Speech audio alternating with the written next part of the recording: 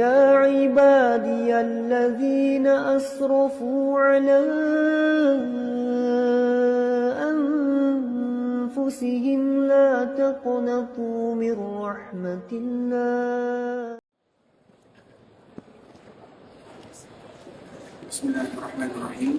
إن الحمد لله نحمده ونستعينه ونستغفره ونعوذ بالله من شرور أنفسنا ومن سيئات أعمالنا. من يهده الله فلا مضل له ومن يضلل فلا هادي له. أشهد أن لا إله إلا الله وحده لا شريك له وأشهد أن محمدا عبده ورسوله لا نبي بعد. أما بعد، يا أيها الذين آمنوا اتقوا الله حق تقاته ولا تموتن إلا وأنتم مسلمون. يا أيها الناس اتقوا ربكم الذي خلقكم من نفس واحدة وخلق منها زوجها وبث منهما رجالا كثيرا ونساء واتقوا الله الذي تساءلون به والأرحام إن الله كان عليكم رقيبا. يا أيها الذين آمنوا اتقوا الله وقولوا قولا سديدا يصلح لكم أعمالكم ويغفر لكم ذنوبكم ومن يطع الله ورسوله فقد فاز فوزا عظيما. أما بعد، فإن أصدق الحديث كتاب الله وخير الهدي هدي محمد صلى الله عليه وسلم وشر الأمور محدثاتها فإن كل محدثة بدعة وكل بدعة ضلالة. Ikhwatul Islam, saudara kaum muslimin, para tamu Allah rahimani wa rahimakumullah. Alhamdulillah, kita selalu bersyukur kepada Allah Subhanahu wa taala terhadap segala limpahan karunia dan kasih sayang kepada kita bersama. Nikmat yang begitu besar yang Allah Subhanahu wa taala hadiahkan kepada kita, nikmat iman, nikmat Islam, nikmat kesehatan, nikmat kesempatan, nikmat Allah Subhanahu wa taala berikan kemudahan kepada kita untuk bisa beribadah di kota Madinah, kota Rasulullah sallallahu alaihi wasallam. Semua itu merupakan nikmat yang wajib bagi kita untuk bersyukur kepada Allah Subhanahu wa taala. Dan di antara bentuk kita bersyukur kepada Allah Subhanahu wa taala adalah dengan selalu beribadah kepada Allah Subhanahu wa taala.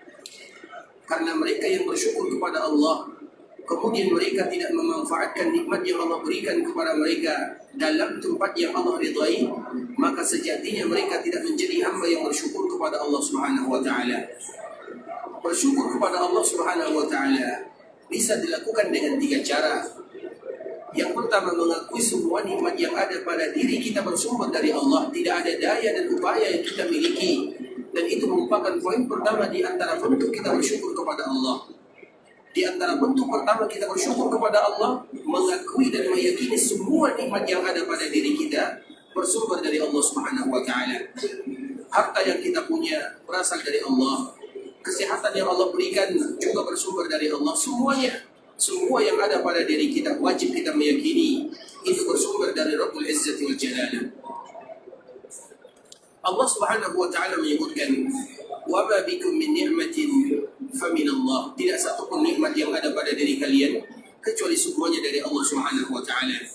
Sehingga tidak boleh seorang muslim mereka menyandarkan apapun yang mereka miliki kepada dirinya, kecuali mereka menyebutkan ini semua karena karunia dari Allah, kemudian baru ada kalimat kemudiannya.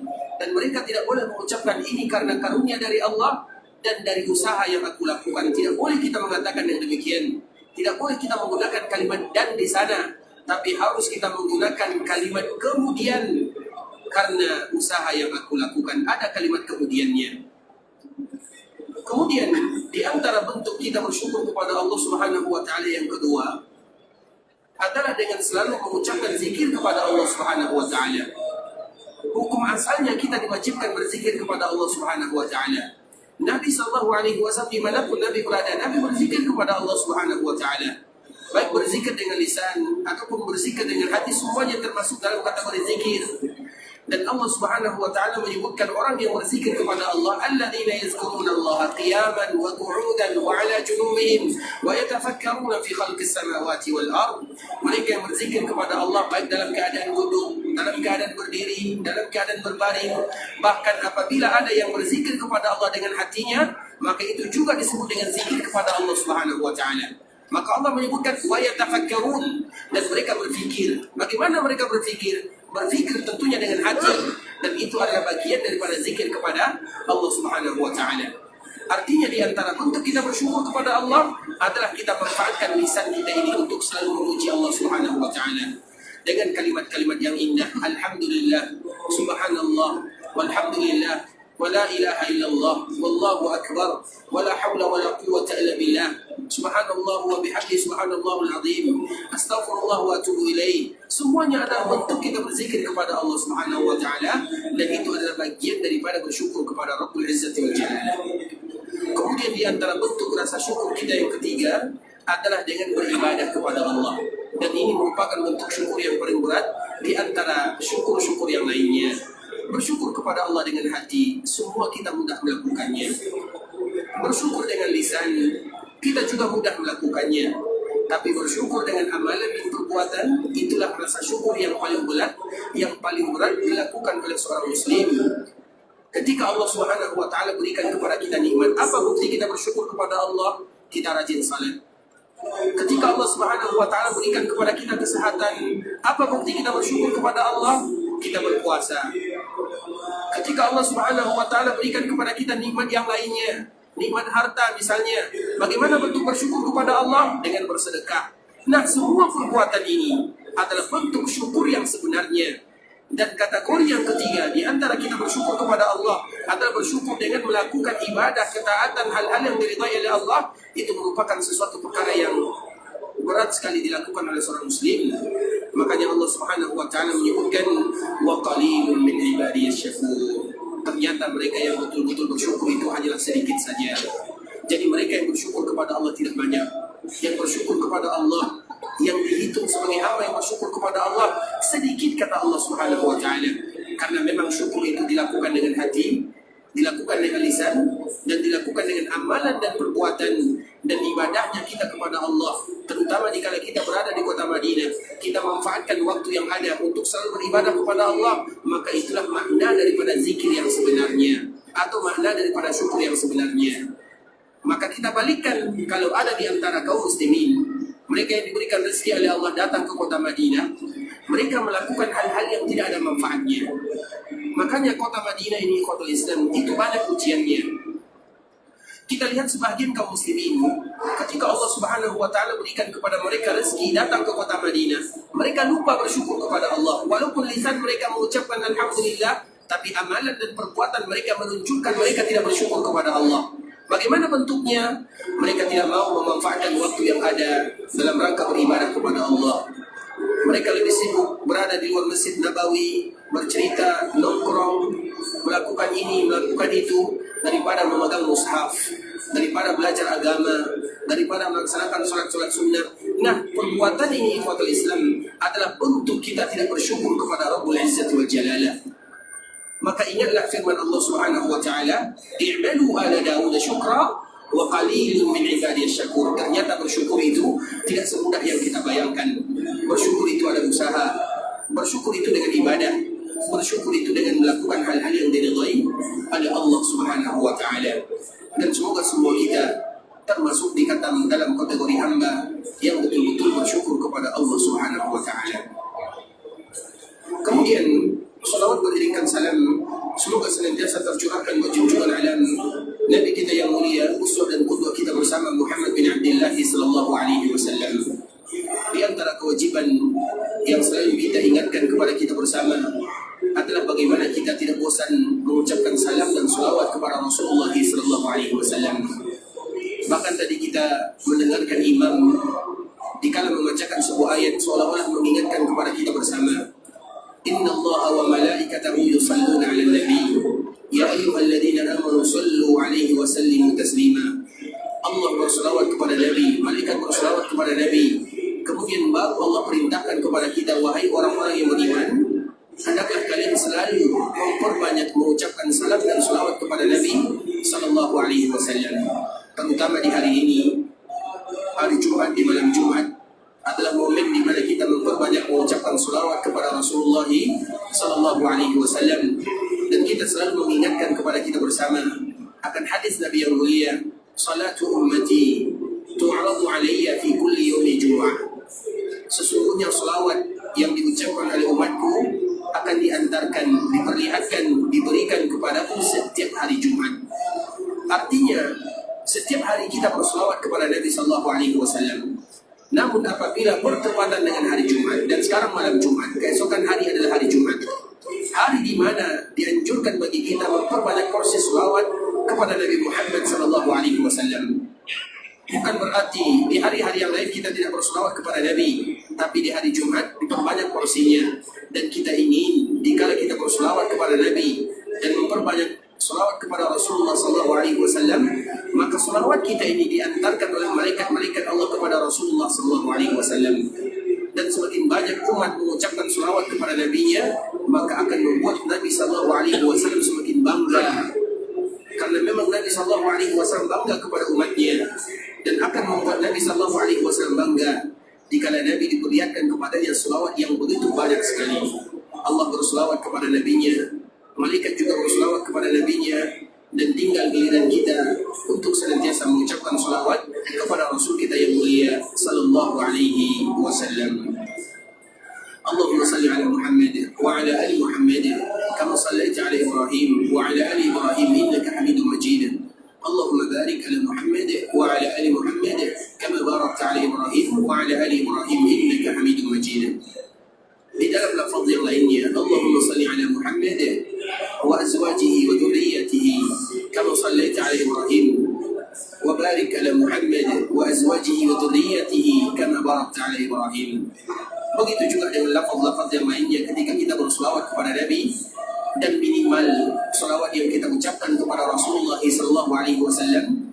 Setiap kali nama Nabi disebutkan, maka jangan bosan kita menyebutkan Sallallahu Alaihi Wasallam. Setiap kali nama Nabi disebutkan kepada kita, maka jangan sampai kita atau lidah kita kaku untuk tidak mengucapkan Sallallahu Alaihi Wasallam.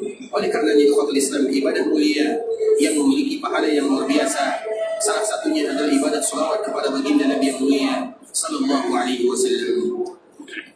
Ikhwatul Islam, saudara kaum muslimin, para tetamu Allah rahimani wa rahimakumullah.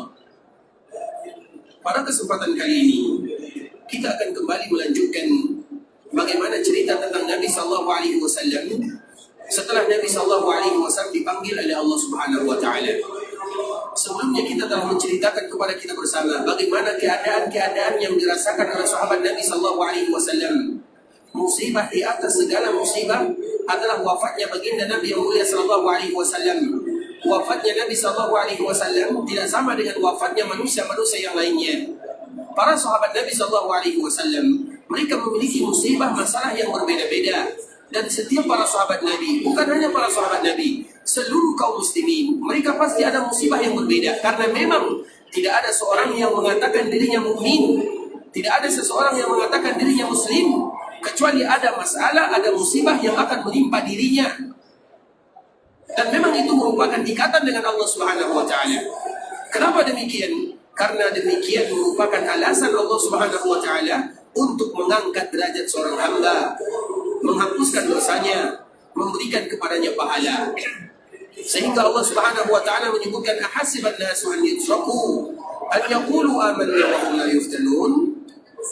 Allah menyebutkan di dalam surah Al-Ankabut ayat kedua dan ayat yang ketiga, apakah kalian mengira ketika kalian mengatakan diri kalian seorang muslim, diri kalian seorang mukmin yang beriman kepada Allah, kemudian Allah Subhanahu Wa Taala tidak memberikan ujian kepada kalian?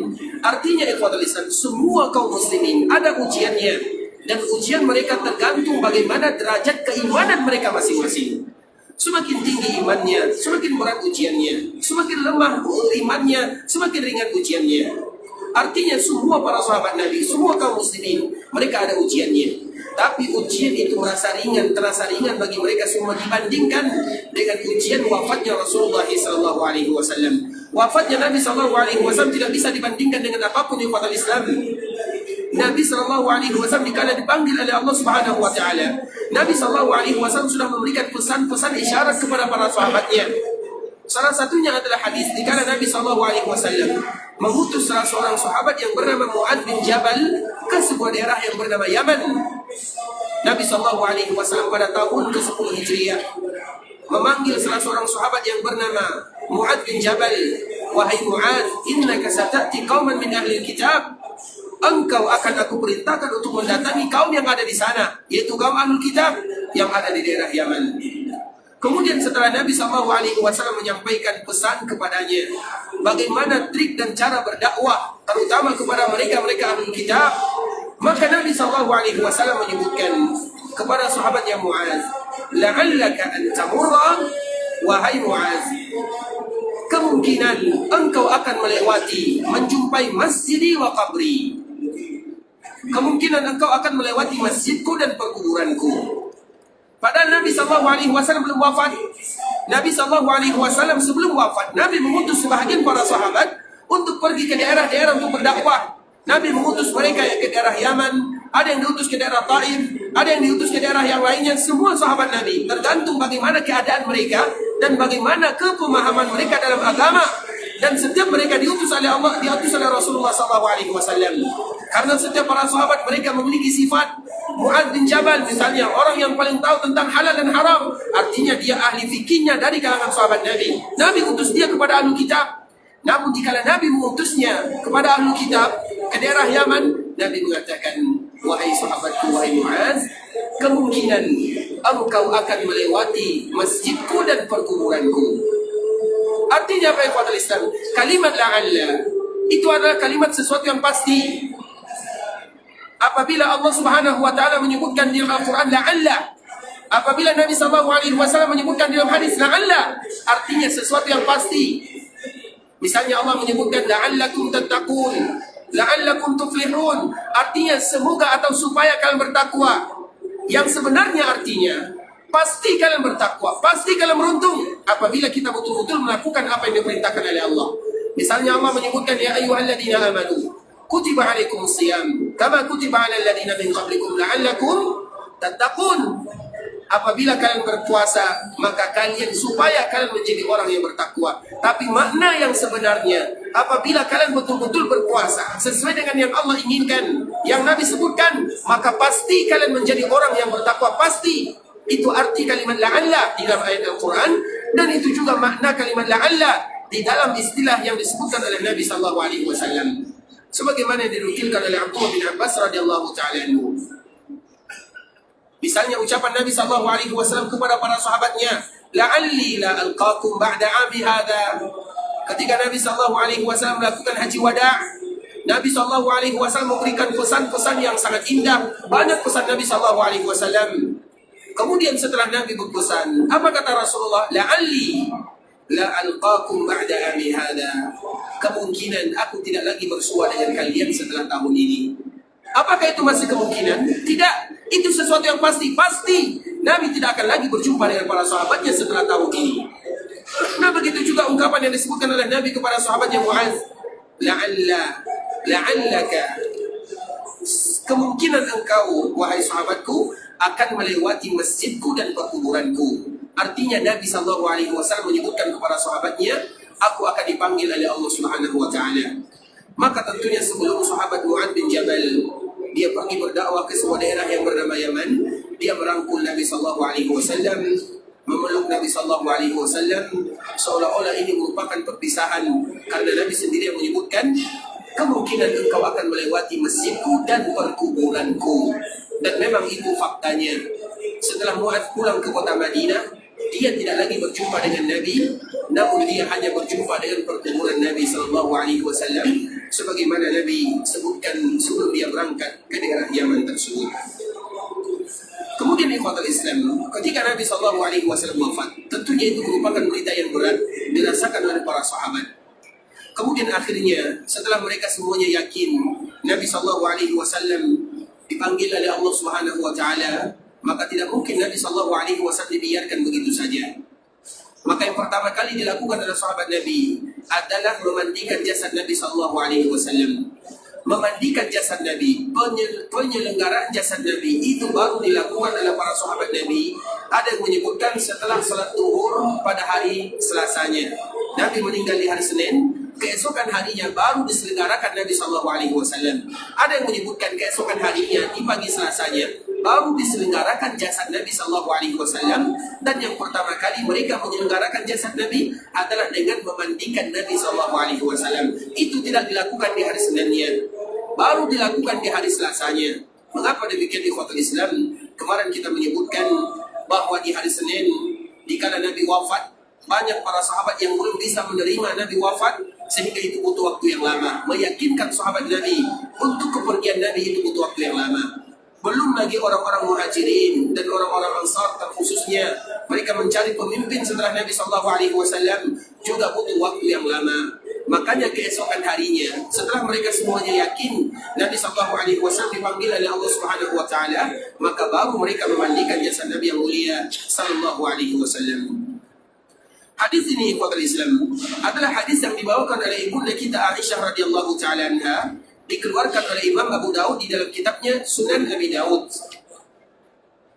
Ibunda Aisyah menceritakan, "Lamma aradu ghaslan Nabi sallallahu alaihi wasallam qalu, wallahi ma nadri an nujarridu Rasulullah sallallahu alaihi wasallam min thiyabi kama nujarridu mautana am nughsilu alaihi thiyabu." Ketika para sahabat Nabi ingin memandikan Nabi sallallahu alaihi wasallam, maka mereka semuanya mengatakan, wallahi ma nadri, demi Allah kami tidak tahu apakah kami harus menanggalkan pakaian Nabi SAW ketika kami ingin memandikannya, ataukah kami memandikan Nabi SAW dengan tetap memakai pakaiannya. Kami tidak tahu.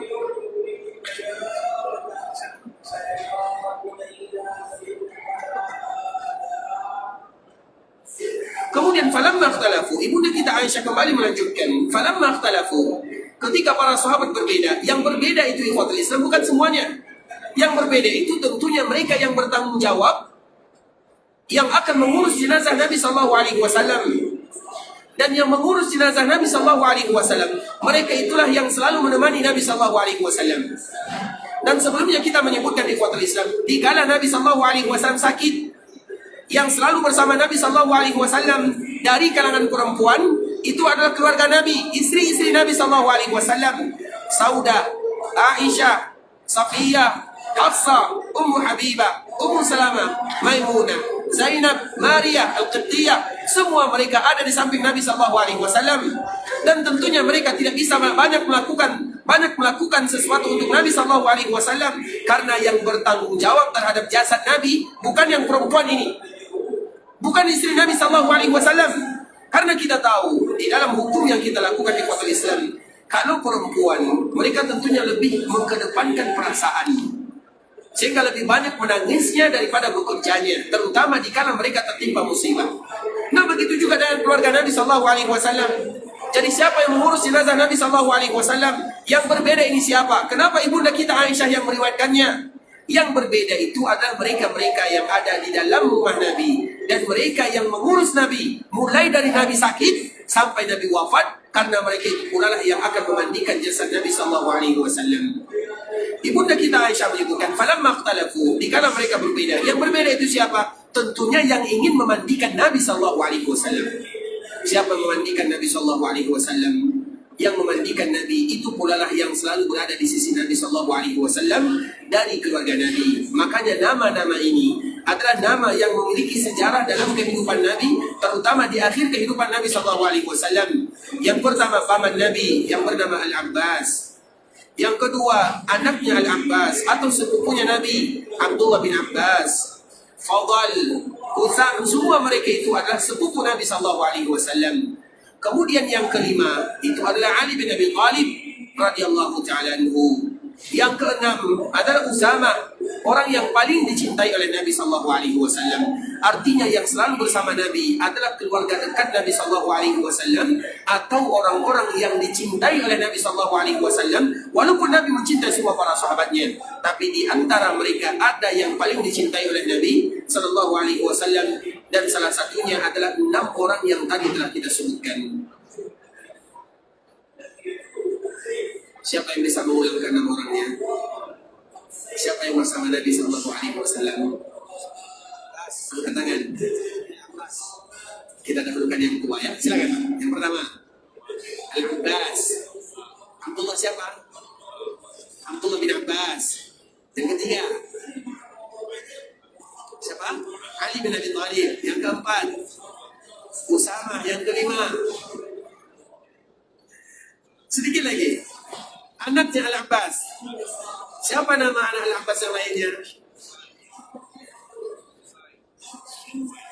Fadl. Satu lagi.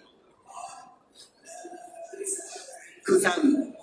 Coba ulang lagi. Yang pertama, Al-Abbas. Yang kedua, Abdullah bin Abbas. Yang ketiga, Ali bin Abi Thalib. Yang keempat, Usam. Yang kelima, Usama. Yang keenam, Masya Allah. Silakan Pak, Masya Allah. Nanti di sini ada semua bukunya, dan tidak perlu lagi dicatat ya. Insya Allah, silakan.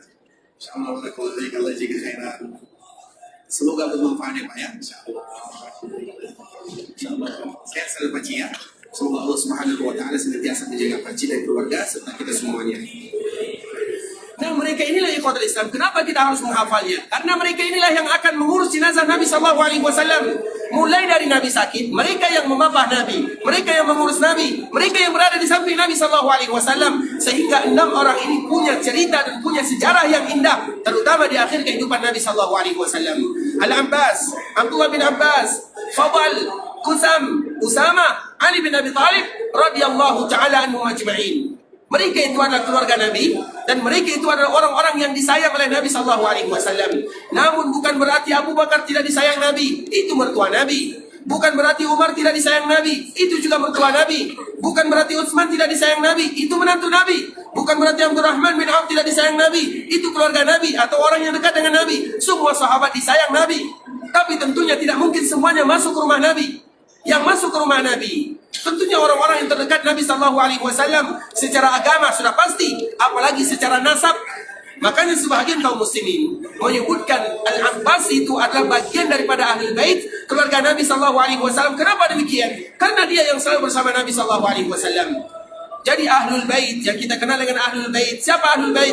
Bukan hanya berasal dari keturunan Hasan dan Husain, tapi juga berasal dari keturunan Al-Abbas, dan juga berasal dari keturunan yang lainnya, karena mereka disebut dengan Ahlul Bait. Ahlul Bait adalah istri Nabi. Mereka Ahlul Bait. Hasan dan Husain dari Fatimah, dari Ali bin Abi Thalib radhiyallahu anhum ajma'in. Mereka juga disebut dengan Ahlul Bait. Nah, dari silsilah Al-Abbas, mereka juga disebut dengan Ahlul Bait Nabi sallallahu alaihi wasallam.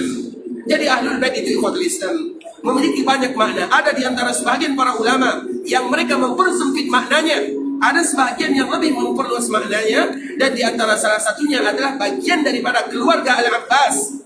Karena Al-Abbas, paman Nabi satu-satunya yang tersisa adalah Al-Abbas radhiyallahu taala anhu. Kita selalu menyebutkan Nabi memiliki paman banyak sekali. Dari satu ayah berbeda ibu. Dari Abdul Muthalib, dia memiliki anak laki-laki. Ada yang menyebutkan 10 orang, ada yang menyebutkan 11, ada yang menyebutkan 13. Dikala Nabi berumur 40 tahun, semuanya meninggal. Dikala Nabi berumur 40 tahun, kemudian Allah mengutus Nabi menjadi seorang Nabi, diberikan nubuwah dan risalah, kemudian amanah. Yang tersisa dari paman Nabi hanya 4 orang sahaja yang beriman kepada Nabi. Dikala Nabi berdakwah, 2 orang. Yang pertama adalah Hamzah, dan yang kedua adalah Al-Abbas. Hamzah di mana? Dia meninggal dikala terjadi perang Uhud. Siapa yang tersisa? Al-Abbas radhiyallahu taala anhu. Kalau seandainya ini tidak dimasukkan dalam keluarga Nabi sallallahu alaihi wasallam, lantas siapa lagi keluarga Nabi sallallahu alaihi wasallam? Itu satu-satunya paman Nabi yang tersisa yang beriman kepada Allah adalah Al-Abbas dan keluarganya Al-Abbas. Makanya keluarga ini adalah keluarga Nabi sallallahu alaihi wasallam. Dikala Nabi sakit, Al-Abbas tidak meninggalkan Nabi, karena memang Al-Abbas tidak pernah meninggalkan Nabi sallallahu alaihi wasallam. Mulai dari Nabi berdakwah di Makkah Al-Mukarramah. Ketika Nabi berada di Makkah Al-Mukarramah, coba bayangkan siapa yang menjaga Nabi sallallahu alaihi wasallam? Keluarganya. Dan siapa keluarga Nabi yang selalu bersama Nabi selain Ali, selain Abi Thalib? Al-Abbas radhiyallahu taala anhu. Walaupun Al-Abbas dikala berada di Makkah, dia belum beriman seutuhnya kepada Nabi, tapi dia tetap menjaga Nabi sallallahu alaihi wasallam. Kita contohkan misalnya, dikala terjadi perjanjian Bai'at Aqabah. Bai'at Aqabah itu adalah bai'at yang terjadi 2 kali. 1 kali karena pertemuan orang Madinah dengan Nabi itu ada 3 kali. Yang pertama pada tahun ke-11. Pada tahun ke-11 ini ikhwatul Islam, mereka berjumpa dengan Nabi. Kemudian mereka bercerita. Akhirnya mereka masuk di dalam hatinya dakwah Nabi. Kemudian pada tahun berikutnya baru datang 12 orang. 12 orang ini akhirnya berbaiat kepada Nabi. Disebutlah dengan baiat Aqabah. Karena terjadi di sebuah lembah yang tidak jauh dari Minah namanya Aqabah. Kemudian pada tahun berikutnya datang lagi rombongan yang banyak sekali. Dari rombongan penduduk Madinah ini ada kurang lebih 73 orang, mereka beriman kepada Nabi. Nah, selama terjadi perjanjian Aqabah, karena perjanjian Aqabah ini tidak secara terang-terangan disembunyikan oleh Nabi SAW. Karena apabila disebutkan dan diumumkan, maka itu bisa berbahaya bagi jiwa Nabi SAW. Makanya perjanjian Aqabah yang terjadi antara Nabi dengan penduduk Madinah sebelum Nabi hijrah ke kota Madinah itu terjadi di malam hari dikala orang sedang tidur. Dan siapakah yang selalu menemani Nabi, yang menjaga Nabi? Karena apabila orang tahu Nabi bisa terancam, nyawanya bisa terancam, siapa menjaga Nabi? Yang selalu menjaga Nabi adalah Al-Abbas. Pertanyaannya, kapan Al-Abbas itu baru masuk Islam? Siapa masih ingat? Kapan Al-Abbas itu masuk Islam? Ada yang tahu? Al-Abbas itu ikhwatul Islam terlambat masuk Islamnya. Dikala terjadi perang Badar, Al-Abbas itu apakah dia bersama Nabi atau bersama orang musyrikun? Siapa yang bisa jawab? Dia bersama Nabi atau bersama orang musyrikun dikala terjadi perang Badar? Nabi bersama pasukan kaum musyrikin atau bersama pasukan Nabi? Ada yang bisa jawab? Di mana Nabi SAW? Kaum musyrikun yang lain? Di mana Nabi? Nggak ada pilihan yang lain kecuali dua. Bersama Nabi atau bersama orang musyrikun. Walaupun kedua-duanya bisa dikatakan jawabannya salah. Kenapa demikian? Iya, Al-Abbas itu jiwanya atau Al-Abbas itu jasadnya bersama orang-orang musyrikun. Tapi hatinya bersama siapa? Bersama ini anaknya Nabi SAW itu ibarat anaknya, anak saudaranya. Makanya dikala terjadi perang Badar, apa pesan Nabi SAW kepada para sahabatnya? Kalau kalian berjumpa dengan Al-Abbas, jangan kalian sentuh dia, jangan kalian bunuh dia, karena dia datang bersama pasukan orang-orang musyrikun mukraha, karena dia terpaksa, dia tidak ingin datang, tapi karena terpaksa dia datang. Artinya apa? Dia jasadnya bersama orang musyrikun, namun hatinya tetap bersama Rasulullah SAW. Sehingga Nabi berpesan, kalau kalian berjumpa dengan Al-Abbas, jangan sentuh dia, jangan bunuh dia. Akhirnya apa yang terjadi? Al-Abbas itu termasuk ke dalam tawanan perang dikala terjadi perang Badar. Dia termasuk tawanannya 70 yang ditawan. Salah satu tawanan itu adalah Al-Abbas paman Nabi SAW. Dia sebenarnya sudah masuk ke dalam agama Islam, tapi masih banyak pertimbangan-pertimbangan yang kita tidak tahu. Dan pada tahun ke-6 Hijriah baru dia ingin hijrah dari Mekah menuju Madinah, ingin berjumpa dengan baginda Nabi yang mulia sallallahu alaihi wasallam. Artinya ikhwatul Islam, Al-Abbas itu satu-satunya paman Nabi sallallahu alaihi wasallam yang tersisa bersama Nabi. Semua paman Nabi sallallahu alaihi wasallam sudah tiada. Dan yang tersisa adalah Al-Abbas. Kalau Al-Abbas tidak masuk dalam kategori keluarga Nabi, lantas siapa lagi yang akan menjadi keluarga Nabi sallallahu alaihi wasallam?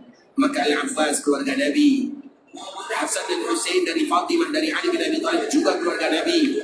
Begitu juga para istri, mereka juga disebut dengan keluarga Nabi sallallahu alaihi wasallam. Dan di antara kewajiban kita bersama ikhwatul Islam yang selalu kita tidak akan pernah bosan mengucapkannya, menyampaikannya adalah adalah bagaimana kita mengucapkan selawat kepada Nabi dan juga mengucapkan selawat kepada keluarga Nabi sallallahu alaihi wasallam. Makanya di antara bentuk lafaz selawat yang diajarkan oleh Nabi kepada kita bersama adalah berselawat kepada Nabi dan juga berselawat kepada keluarga Nabi sallallahu alaihi wasallam. Walaupun dua kategori makna selawat ini berbeda.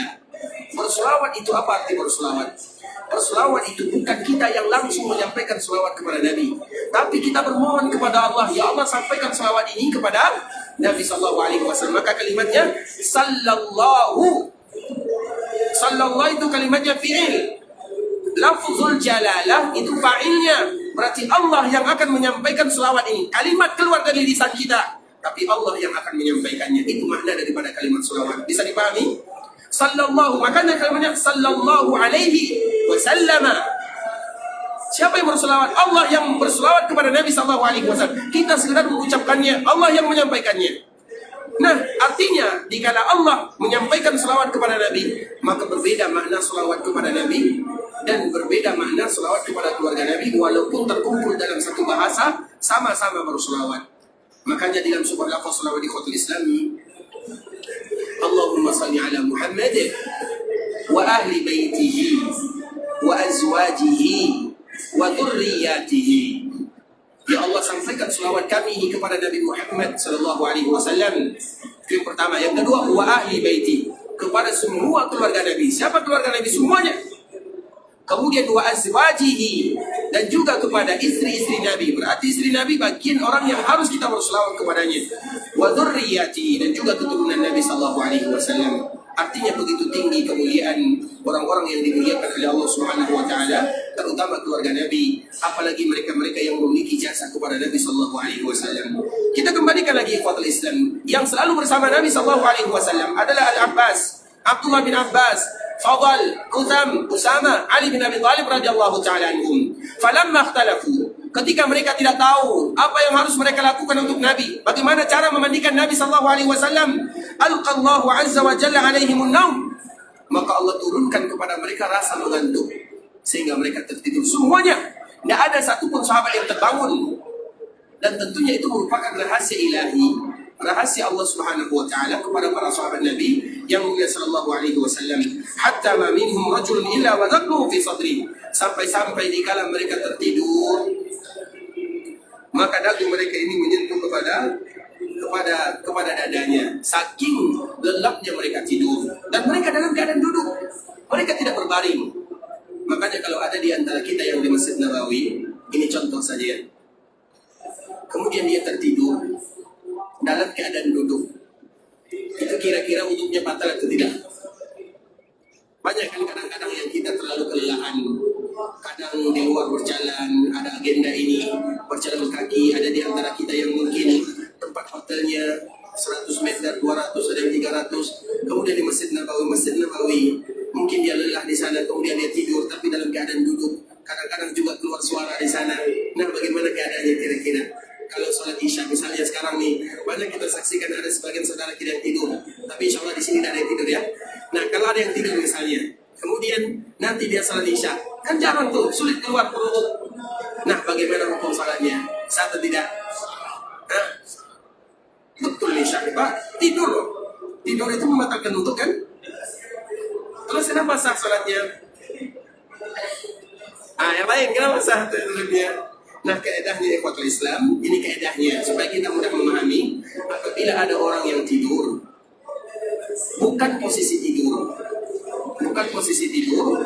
maka dia tidak batal wudhunya. Misalnya ada orang yang tidur bersandar di dinding. Bersandar ini posisi tidur atau tidak? Posisi tidur berarti batal wudhunya. Tapi kalau dia duduk seperti ini, posisinya duduk, namun dia ngorok, bisa dibatalkan atau tidak? Sebenarnya tidur itu tidak membatalkan wudhu. Tetapi yang dipermasalahkan oleh para ulama, karena dikala seseorang tidur, mereka tidak tahu apa yang terjadi kepada dirinya. Bisa jadi mereka buang angin, atau bisa jadi terjadi hal-hal yang bisa membatalkan wudhunya. Maka apabila ada seseorang yang tidur dalam keadaan dan posisi yang tidak tidur, maka itu tidak batal wudhunya. Itu kaedahnya, bisa dipahami. Tapi apabila posisinya adalah posisi tidur, maka itu membatalkan wudhunya. Nah, sahabat Nabi SAW, dikala mereka tidur, posisi mereka bukan posisi tidur. Posisi mereka itu keadaan bukan tidur. Artinya dikala mereka duduk, tiba-tiba diturunkan oleh Allah, semua mereka mengantuk. Kemudian dagu mereka menempel di dadanya dalam keadaan duduk. Kemudian ikhwatul Islam, summa kallamahu mukallimun min nahiyatil baiti la yadruna man hu.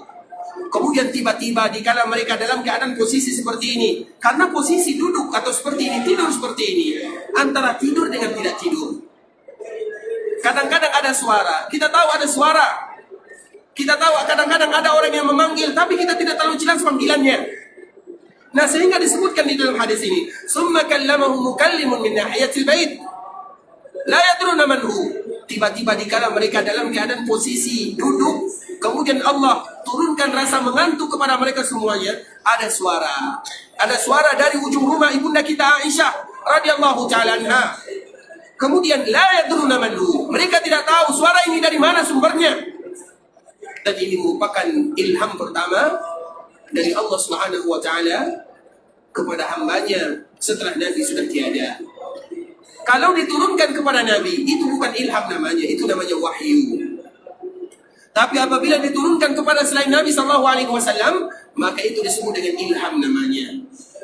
Nah, salah satunya ilham yang diberikan oleh Allah Subhanahu wa taala kepada semua para sahabat Nabi. Semua para sahabat Nabi yang ada di sana, mereka semuanya tertidur. Dalam keadaan posisi tidak tidur. Kemudian dikala mereka dalam keadaan demikian, maka mereka mendengarkan suara. Semua mereka mendengarkan kalimat ini berbunyi. Aninsilun Nabiyya sallallahu alaihi wasallam wa alaihi siyabu. Wahai kalian semuanya, mandikan Nabi sallallahu alaihi wasallam dan jangan pernah kalian buka baju Nabi sallallahu alaihi wasallam untuk menjaga kehormatan Nabi sallallahu alaihi wasallam. Walaupun yang memandikan Nabi adalah keluarga Nabi itu sendiri, tapi kalau kalian mandikan Nabi, maka jangan buka baju Nabi sallallahu alaihi wasallam. Dan itu merupakan perbedaan pertama atau perbedaan yang kedua antara Nabi dengan kita manusia biasa. Nabi manusia biasa, iya, tapi banyak perbedaan Nabi dengan manusia biasa. Salah satu perbedaan ini, dikala Nabi dimandikan, tidak boleh dibuka bajunya. Kalau kita yang wafat, saudara kita yang wafat, dibuka bajunya, dibersihkan semuanya. Nabi SAW, tidak ada yang kotor dari jasadnya. Jasad Nabi suci, jasad Nabi bersih. Sehingga dikala dimandikan Nabi SAW, maka tidak boleh ditanggalkan pakaiannya. Banyak alasannya. Yang pertama, Nabi berbeda jasadnya dengan manusia biasa. Yang kedua, Nabi jasadnya suci, bersih, dijaga oleh Allah Subhanahu wa taala. Yang ketiga, untuk menjaga kehormatan Nabi SAW, tidak mungkin Nabi dimandikan dan dibuka pakaiannya, tidak mungkin. Maka datanglah kalimat ini. Aninsilun Nabiyya sallallahu alaihi wasallam wa alaihi siyabu. Mandikan Nabi, jangan tanggalkan pakaiannya. Kemudian setelah mereka mendengarkan semuanya, para sahabat Nabi yang tadi tertidur mendengarkan kalimat ini, setelahnya mereka terbangun. Ada yang menyebutkan ikhwatul Islam, kalimat ini hanya didengarkan oleh 6 orang tadi. Yang tadi mereka berbeda, karena tidak mungkin semuanya masuk ke dalam rumah ibunda kita Aisyah. Falamma ikhtalafu, ketika mereka berbeda, yang berbeda itu siapa? Yang akan memandikan Nabi. Yang memandikan Nabi siapa? Yang tadi kita sebutkan, Al-Abbas, Abdullah, Fadl, Usama, Ali. Mereka yang berbeda. Yang tertidur itu mereka. Yang di luar, mereka hanya sekedar mengikuti arahan daripada mereka yang 6 orang ini. Karena mereka yang bertanggung jawab terhadap jasad Nabi SAW. Jadi itu merupakan di antara perbedaan para ulama ikhwatul Islam. Ada yang menyebutkan semua orang tidur.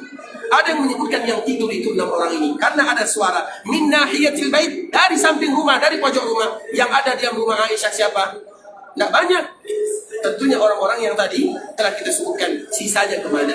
Sisanya menunggu Nabi SAW di dalam masjid, atau mereka berada di luar masjid Rasulullah SAW.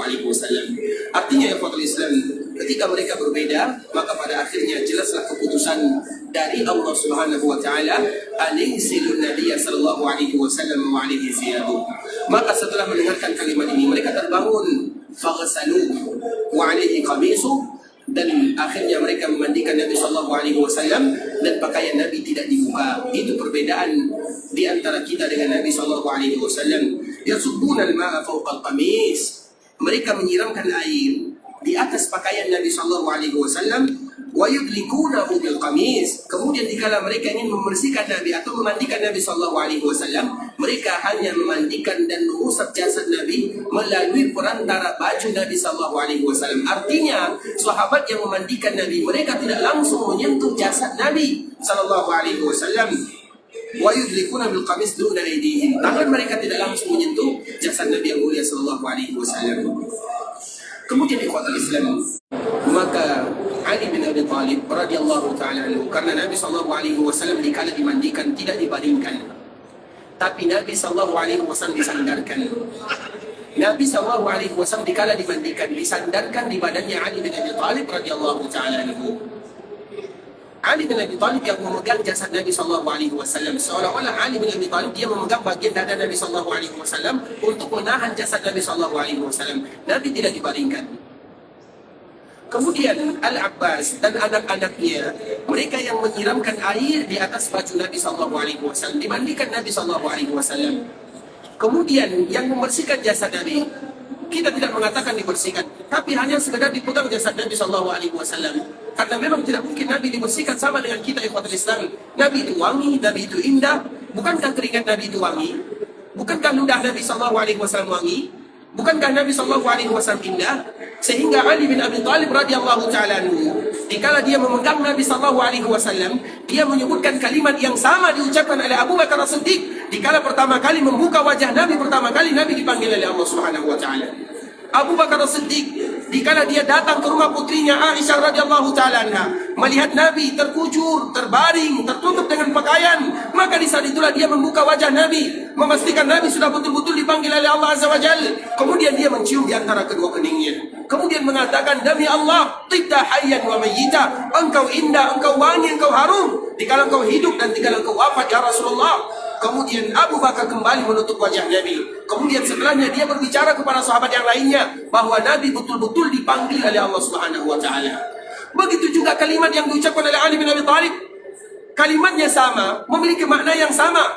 Ma atyabaka hayyan wa mayyita. Dikala Ali bin Abi Thalib dia merangkul Nabi SAW, dikala dia memegang Nabi SAW, Al-Abbas dia menuangkan air, Abdullah juga menuangkan air, Usama, kemudian Ali atau Usama dan Qutham, mereka yang menyentuh dan mengoles-ngoleskan atau memegang jasad Nabi SAW dari atas pakaiannya. Mereka yang langsung, yang lain menyiramnya. Ali bin Abi Thalib dia memegangnya, dia memegang Nabi SAW, dia merangkul Nabi SAW. Di saat itulah dia mengucapkan ma atyabaka hayyan wa mayyita, engkau itu indah ya Rasulullah.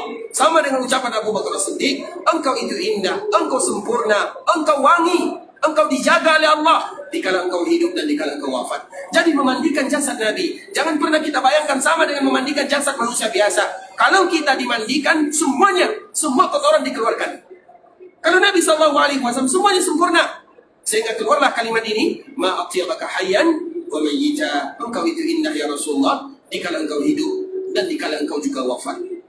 Kemudian setelahnya ikhwatul Islam, setelah Nabi SAW dimandikan, maka setelah itu pula Nabi SAW dikafankan. Ibunda kita Aisyah radhiyallahu taala anha, kembali lagi ibunda kita Aisyah yang meriwayatkannya. Karena memang hadis-hadis yang berkaitan dengan wafatnya Nabi SAW banyak sekali dari ibunda kita Aisyah. Karena memang Nabi wafat di pangkuannya, Nabi wafat di rumahnya. Wajar kalau hadis ini semuanya dari ibunda kita Aisyah radhiyallahu taala anha. Kemudian para ulama mereka juga berbeda. Ketika Nabi SAW dimandikan dengan pakaiannya, tidak dibuka pakaian Nabi SAW. Kemudian nanti ingin mengkafankan Nabi SAW, bagaimana caranya? Apakah pakaian Nabi SAW dibuka, atau pakaian Nabi SAW tetap dipakai oleh Nabi SAW? Disinilah para ulama mereka berbeda dalam menjelaskannya.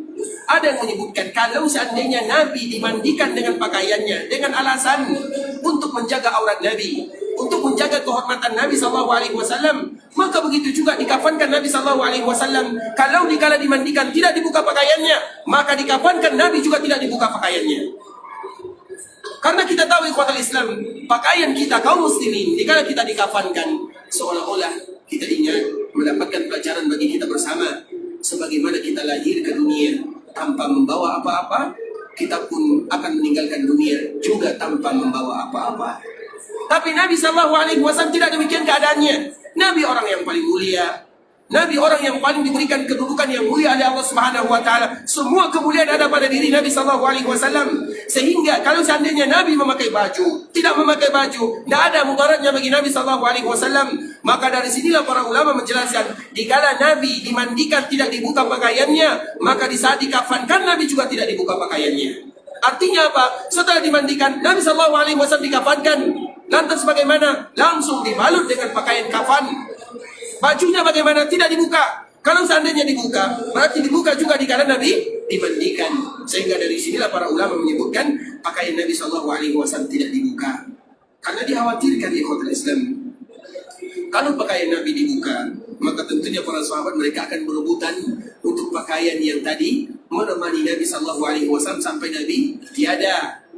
Maka di antara salah satu hikmahnya menghilangkan yang demikian, sehingga Nabi SAW dikafankan dengan pakaian yang tadi Nabi pakai. Kufira Rasulullah SAW fi thalathati athwabin bid. Nabi SAW dikafani dengan 3 kain kafan putih bersih dari kapas. Laisa fiha Kemudian ada yang menyebutkan Nabi SAW tidak memakai pakaian, ada yang menyebutkan memakai pakaian, ada lagi yang menyebutkan bahwa kain kafan Nabi SAW tidak dibentuk sebagai berbentuk pakaian, karena memang perbedaan laki-laki dengan perempuan di kota Islam masalah kain kafan. Kalau laki-laki 3, kalau perempuan 5, tapi limanya itu termasuk di dalamnya bajunya dan khimarnya atau jilbabnya. Kemudian mereka baru dikafankan dengan 3. Sebenarnya sama-sama 3, tapi untuk perempuan ditambah untuk bajunya, untuk pakaiannya, dan untuk khimarnya. Nabi SAW kafannya tidak dibuat demikian, sehingga ini menjadi sunnah bagi kaum muslimin, terutama bagi kaum laki-laki. Dikala mereka meninggal, dikafankan dengan 3 helai kain kafan, yang mana dengan itu pula lah Nabi SAW dikafankan. Kemudian di khutbah Islam, dikala Nabi SAW dikafankan, setelah dikafankan, maka tentu yang akan dilakukan adalah mensolatkan Nabi SAW. Mensolatkan Nabi SAW tentunya butuh waktu yang sangat lama. Tidak sama dengan mensolatkan saudara kita kaum muslimin yang lainnya. Ini perbedaan lain dengan Nabi SAW. Bagaimana Nabi SAW disolatkan? Kita disolatkan di khutbah Islam secara berjamaah. Namun Nabi SAW disolatkan secara tidak berjamaah. Kita ulang lagi. Kalau kita mensolatkan saudara kita kaum muslimin yang wafat, maka kita lakukan dengan berjamaah. Sedangkan Nabi tidak dilakukan dengan berjamaah. Bagaimana ceritanya? Ceritanya kita sambung besok. Ikhwatul Islam, saudara kaum muslimin, para tamu Allah rahimahullah, karena waktu kita juga yang memisahkan kita bersama. Semoga Allah Subhanahu wa taala memberikan manfaat kepada kita, tentunya tentang baginda Nabi yang mulia sallallahu alaihi wasallam, bagaimana keadaan Nabi. Dan sebelum kita menutup ikhwatul Islam, karena tadi kita menyinggung tentang masalah disolatkan Nabi sallallahu alaihi wasallam secara tidak berjamaah, sedangkan kaum muslimin disolatkan secara berjamaah. Kami hanya ingin sekedar mengingatkan kepada kita bersama, walaupun sebagian kita sudah melakukannya, tapi bagi kita yang mungkin masih lupa akan keutamaannya. Di antara salah satu keutamaan yang dimiliki oleh Masjidil Haram Makkah dan di Madinah, itu setiap kali salat maka ada salat berikutnya. Apa salat berikutnya? Yang disebut dengan salatul janazah. Salat jenazah ini, kalau kita di kampung, di daerah kita, mungkin kita mensalatkan saudara kita 1 kali dalam 1 bulan, ada yang 1 kali dalam 3 bulan, ada yang mungkin hanya 1 kali dalam 1 tahun saja. Sedangkan dikala kita berada di sini, 5 kali kita salat fardu, 5 kali pula kita melaksanakan salat jenazah. Salat jenazah itu banyak sekali pahalanya. Kalau di daerah kita melakukan salat jenazah, berapa pahalanya? 1 qirat. Qirat itu adalah timbangan, dan tidak jelas berapa ukuran dan timbangannya, beratnya berapa. Makanya dikala bertanya, Abdullah bin Umar menyebutkan, ya Rasulullah, 1 qirat itu berapa? Karena 1 qirat itu berbeda antara satu hadis dengan hadis yang lainnya. Seperti misalnya sabda Nabi SAW untuk kaum muslimin, barang siapa yang memelihara anjing di rumahnya, maka 1 hari hilang pahalanya 1 qirat. Juga disebutkan dengan 1 qirat. Di dalam hadis ini disebutkan, barang siapa yang mensalatkan saudaranya, maka untuknya 1 qirat. Sama-sama bahasanya 1 qirat. Jadi qirat ini adalah timbangan. Tidak sama dalam satu hadis dengan hadis yang lainnya. Kalau kita samakan bisa bahaya. Apa bahayanya? Misalnya, Abdullah bin Umar bertanya kepada Nabi, ya Rasulullah, berapa 1 qirat? Maka Nabi menjawab, 1 qirat itu sama dengan sebesar bukit Uhud. Coba hadis ini kita bawa kepada qirat orang yang memelihara anjing di rumahnya, hilang pahalanya 1 hari 1 qirat. Berapa yang tersisa kepadanya? Tidak ada pahala lagi, habis. Hutang adanya, tekor. Dan Allah Subhanahu wa taala tidak zalim kepada hambanya. Artinya ikhwatul Islam, maka di sini terjadi perbedaan. Qirat ini dengan qirat ini itu 2 hal yang berbeda. Nah, dikala Nabi menyebutkan tentang qirat melaksanakan sholat berjamaah, maka Nabi menyebutkan sebesar bukit Uhud. Artinya kalau ada kaum muslimin yang mensolatkan saudaranya di daerahnya, di kampungnya, di negaranya, maka mereka akan mendapatkan 1 qirat yang pahalanya sama besarnya dengan bukit Uhud yang panjangnya kurang lebih 7 kilo. Coba bayangkan berapa beratnya. Kemudian ikhwatul Islam, kalau kita mensolatkan saudara kita di Masjid Nabawi, kira-kira berapa qirat yang akan kita dapatkan? Nah, berapa qirat? 1 atau 1000? Siapa yang jawab 1000? Bahaya nih. Berapa? 1 atau 1000? Dua-duanya salah ya. Lebih dari 1000. Karena orang yang salat di Masjid Nabawi pahalanya lebih 1000 atau lebih dari 1000?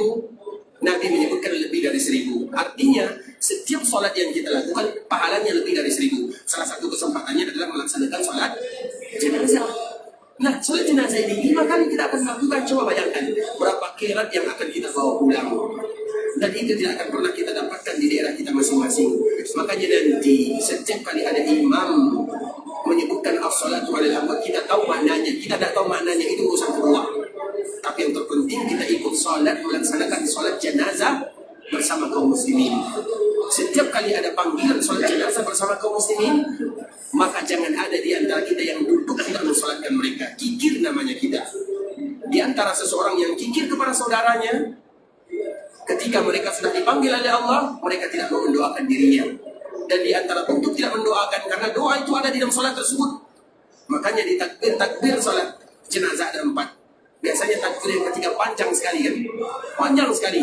Karena memang itu momen berdoa kepada Allah untuk saudara kita yang sudah meninggal. Makanya jangan ada di antara kita yang bakhil. Sehingga setiap kali kita melaksanakan salat wajib, jangan langsung kita melaksanakan salat sunat. Sesibuk apapun kita, kecuali kalau seandainya betul-betul penting, maka salatkan dulu saudara kita yang ada di sini. Di samping kita melakukan kewajiban terhadap mereka, di samping itu pula ada pahala yang luar biasa selama kita berada di tanah haram Mekah dan Madinah. Makanya orang Madinah, mereka tidak mau disolatkan kecuali di Masjid Nabawi. Sebagaimana orang Mekah, mereka juga tidak mau disolatkan kecuali di Masjidil Haram. Pahala bagi yang disolatkan, pahala bagi yang mensolatkan. Makanya jangan pernah kita meninggalkan solat jenazah. Ingat itu baik-baik. Kalau perlu, sholat sunatnya diundur. Misalnya nanti kita sholat isya, kita tunggu dulu aba-aba. Kalau ada pengumuman as-salatu alal amwat, as-salatu alal mayyit, as-salatu alal atfal, terlepas daripada makna, tidak tahu makna juga tidak menjadi masalah. Bukan makna yang terpenting, tapi salat yang terpenting. Makna itu kalau kita tahu, alhamdulillah. Kalau kita tidak tahu, mau gimana? Tidak mungkin gara-gara tidak tahu makna kita tidak salat. Artinya kita salat. Kalau ada pengumuman, kita salat. Baru setelahnya kita sholat sunat. Kalau tidak ada pengumuman, baru kita melaksanakan sholat sunat. Insya Allah bisa dipahami ya. Ikhwatul Islam, saudara kaum muslimin, para tetamu Allah, rahimani wa rahimakumullah. Sampai di sini pembahasan yang bisa kita jelaskan. Yang benar dari Allah Subhanahu wa Ta'ala, yang salah sudah pasti dari diri kami pribadi, karena kurangnya ilmu kami, karena kebodohan dan kejahilan kami. Kami mohon dimaafkan. Kalau seandainya ada kata-kata yang salah, kata-kata yang kurang berkenan di hati, kita berharap kepada Allah agar Allah ampunkan dosa kita bersama. Allah ampunkan dosa orang tua kita. Kalau ada di antara mereka yang masih hidup, semoga Allah panjangkan umurnya. Kalau ada di antara mereka yang sudah meninggal, semoga Allah jadikan perkuburan mereka taman di antara taman-taman surga. Kalau kita yang ingin pergi ke Mekah Al-Mukarramah, semoga Allah jadikan umrah kita adalah umrah yang mabrurah. Sa'yun mashkur wa dhanbun maghfur. Kalau ada di antara kita yang ingin meninggalkan tanah haram Mekah Madinah, semoga Allah mudahkan perjalanannya, lancarkan urusannya, kembali kumpulkan mereka bersama sanak keluarganya, anak dan istrinya dalam keadaan sehat walafiat. Dan semoga Allah selalu memberikan kepada kita kesempatan untuk beribadah di Mekah dan Madinah. Kita tutup dengan mengucapkan doa kafaratul majlis. Subhanakallahumma wa bihamdika asyhadu an la ilaha illa anta astaghfiruka wa atubu ilaik. Wa sallallahu wa sallim ala nabiyyina Muhammadin wa ala alihi wa sahbihi wa sallam tasliman katsira. Assalamualaikum warahmatullahi wabarakatuh.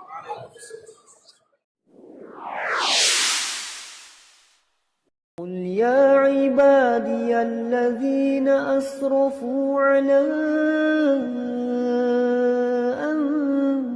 أنفسهم لا تقنطوا من رحمة الله